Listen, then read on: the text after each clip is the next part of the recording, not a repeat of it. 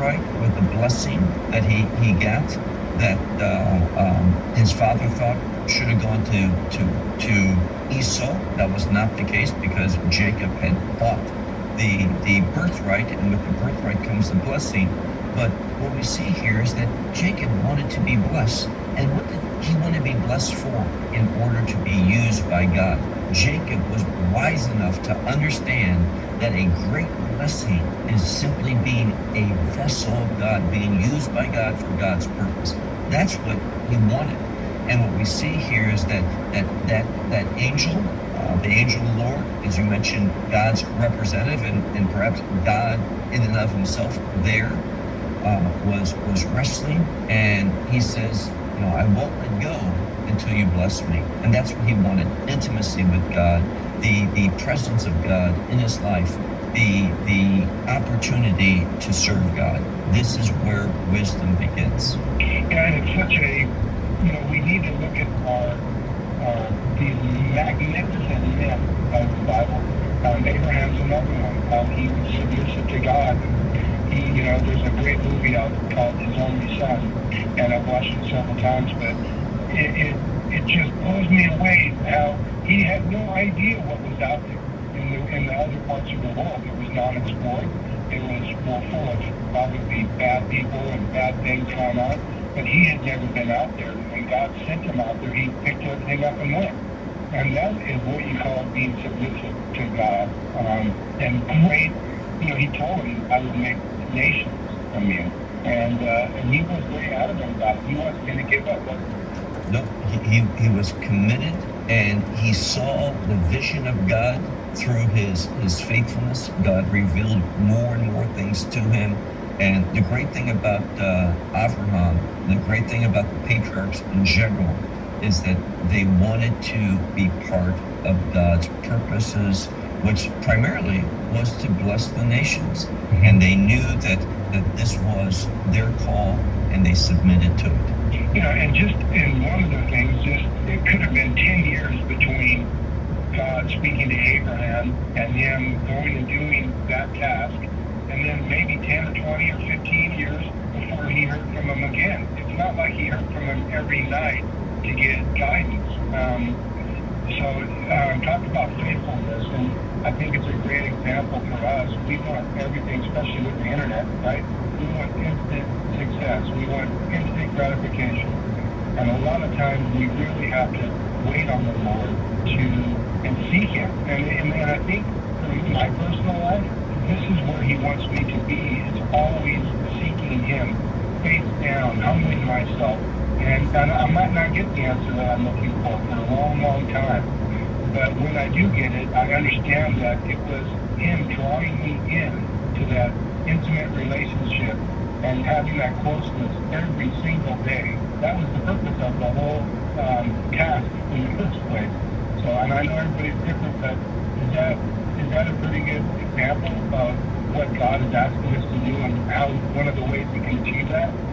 It is a good example of that, and God invites, and wisdom, humility always says yes to God. And again, wisdom is agreeing with God. Don't argue, don't rebel, but seek with a desire to obey. Seek God's revelation, and when you do that with a desire to obey what he's going to reveal to you, the likelihood that you're going to hear from him and not wait a long time is increased.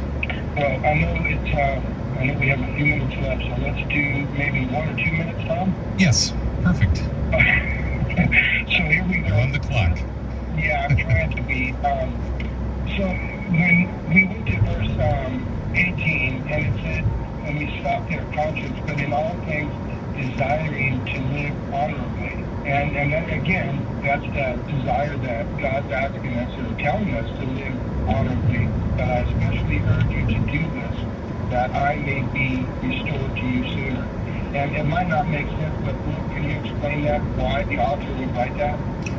There's apparently a separation, and what he's asking for, and remember that prayer was a major part of this context, is to come to minister there and and that there would be a reunion. When he talks about a restoration, he's talking about face to face, to be there with them and be able to minister to them, to assist them, as we talked about earlier, to bless them. And he's encouraging them. I think some Bibles say exhort. Exhort's just another word for encourage them to pray even more abundantly, that what he's desiring, what God's desiring, might become a reality, and that is that he would have the opportunity, the privilege to minister to them.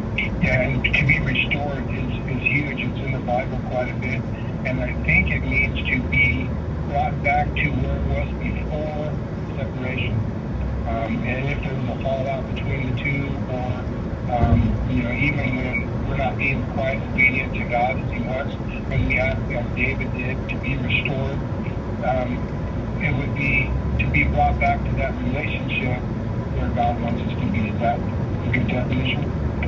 It is a good definition. It means basically, in the most literal way of looking at this in the Greek language, is that something is not knocked down and you set it back up. And this is what we see. The enemy wants to knock things down, and what we do through prayer, through the right conduct, through submitting to God, is that we see this restoration. We see things being built back up. And this is what we're called to do. We have a ministry of reconciliation. We have a ministry, we might think, of repairing things. And this is what we're called to do, because the enemy wants to cause us to suffer loss, to bring adversity. God wants us to do the work of repair. We talked just a moment ago about how God invites. Unfortunately, we are out of time for today's broadcast, but we do want to invite you to learn more about him and go deeper in your Christian walk. And one of the ways to do that is to look at the website, loveisrael.org, and you're going to find a great video series there at your fingertips, ways to study God's Word in a deeper way with Dr. Baruch Corman. We invite you in. We want to invite you to send us questions. If you have one for Ronnie you'd like to use on a future broadcast, you can do that as well. Send him an email at ronnie.lostintranslation@gmail.com. That's loveisrael.org to learn more about our outreach ministry. Thank you, and we'll see you next week. This is Lost in Translation with Dr. Baruch Corman. Learn more about this international nonprofit ministry now at loveisrael.org. That's loveisrael.org. There you'll find teaching videos and resources designed to help you grow in your faith and deepen your understanding of God's holy word. This ministry is made possible through your prayers and financial support. Go to loveisrael.org. This is American Family Radio, a listener-supported ministry of the American Family Association.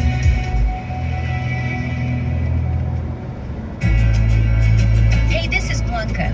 You can live the life you were meant to live, free from an addiction and full of hope.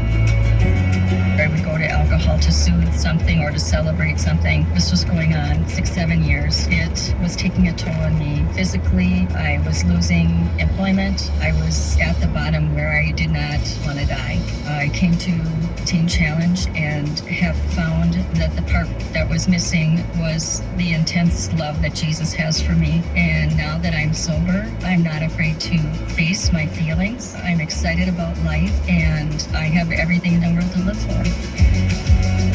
If you're a teen or adult struggling with addiction, adult and teen challenge centers all across the country want to help you break the cycle of addiction once and for all. Call 1-855-END-ADDICTION or visit teenchallengeusa.org.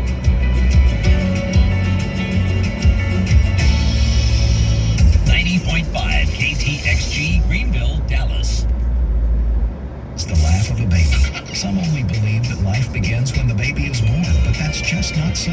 Psalm 139:13 tells us that God knits us together in the womb at conception. The heartbeat begins in the womb, and the unborn baby is able to respond to sounds and touch. That's why it's our duty and privilege to fight for the sanctity of life. Thank you for joining that fight from AFA. This is American Family Radio, a listener-supported ministry of the American Family Association.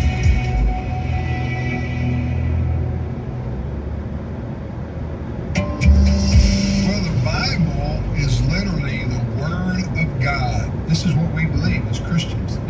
Bible is the Word of God. Therefore, we believe in spreading the Bible, getting the Bible and the Word of God out around the world, and especially here at home in the U.S. Yeah, it's Truth for Youth Bible Week here at American Family Association, American Family Radio. And AFR works in conjunction with Revival Fires Ministries, evangelist Tim Todd. And he has designed really kind of an ingenious way of getting the Word of God into the hands of high schoolers. It's totally legal. It is constitutional. He will send a free New Testament, one per household, with a teenager in it who promises to give it away.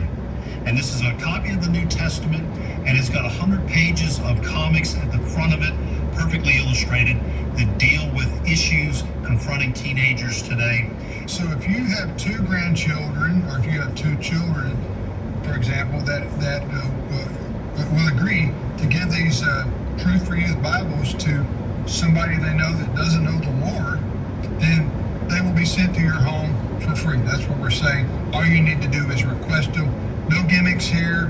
We've been doing this with Tim Todd, we AFA and AFR for 23 years. Over 1 million Bibles have been distributed across America. Now, what do they need to do if they want to take advantage of this? 2 ways to do it. You can either go to truthforyouth.com, or you can call this number 833-574-1600 between 8:30 a.m. and 4:30 p.m. Central Time. Someone will take down your information and get the free New Testament into your hands so that your teenager can get it into the hands of someone who needs Jesus. We'll see you next time on Reason and Company.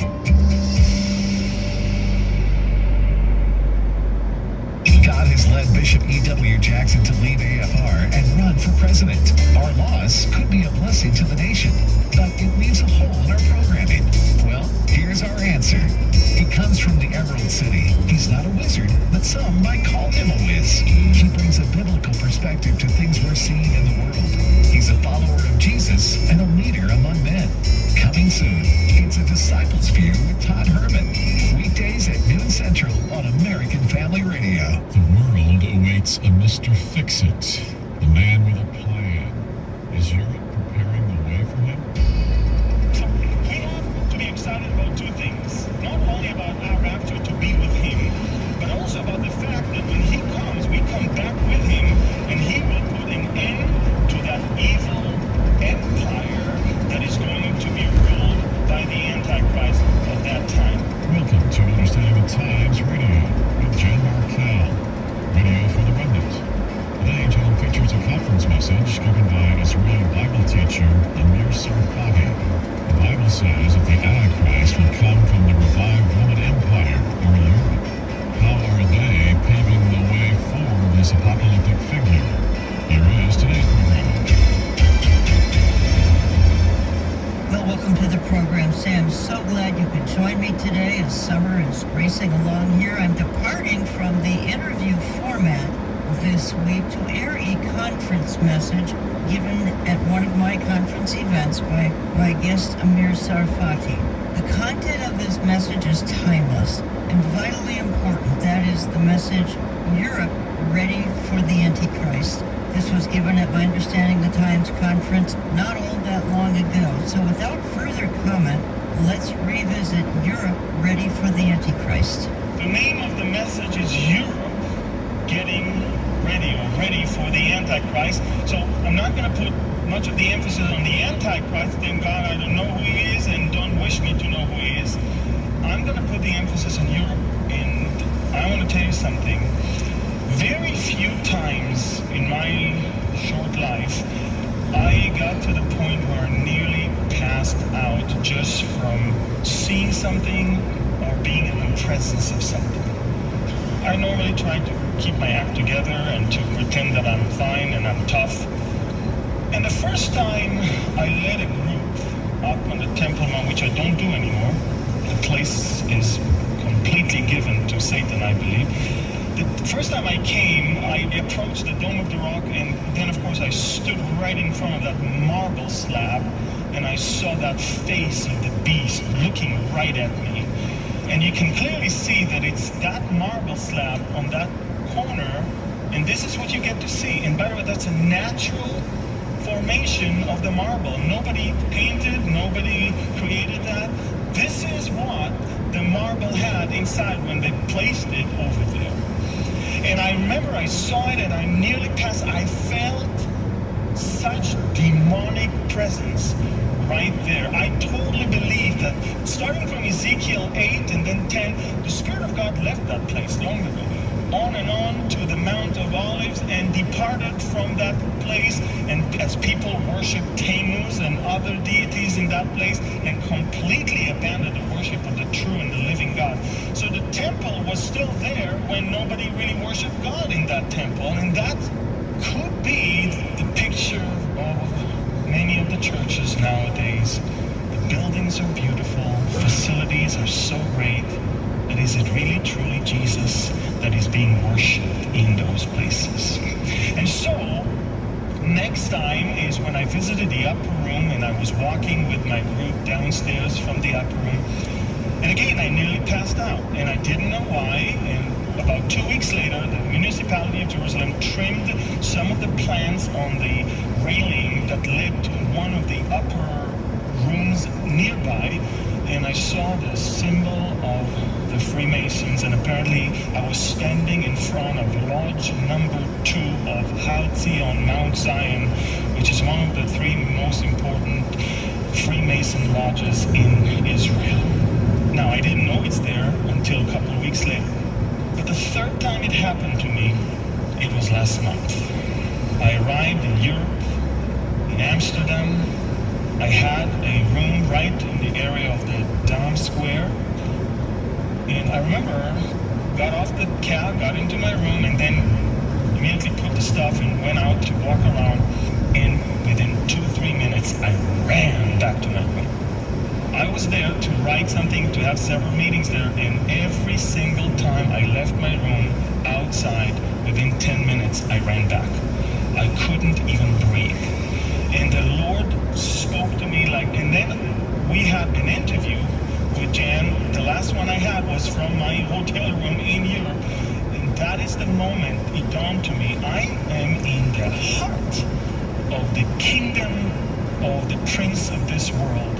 And I am in the heart of the place that is already prepared for the rise of the Antichrist. And let me tell you, I try not to be sensationalist. I hate those things that people try to throw names and places.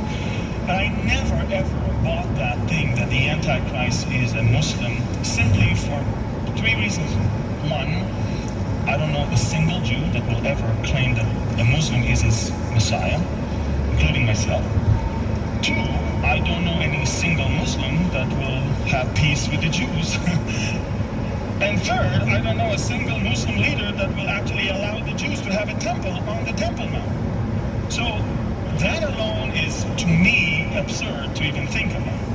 However, looking at the history of my people and seeing, even in the recent years, the way we view world leaders coming from the western part of the world as they attempt to bring peace to Israel, the way the Israelis behaved when Bill Clinton arrived in Israel to sign the Oslo Accord and all the ceremonies in the peace with Jordan, and the way Obama arrives in Israel and everybody's rolling the red carpets all around, even though we're not big fans of him. Even then, when he comes, everybody is so excited. I want you to understand, we're not excited about Muslim leaders, but we're very excited about Western worldly leaders.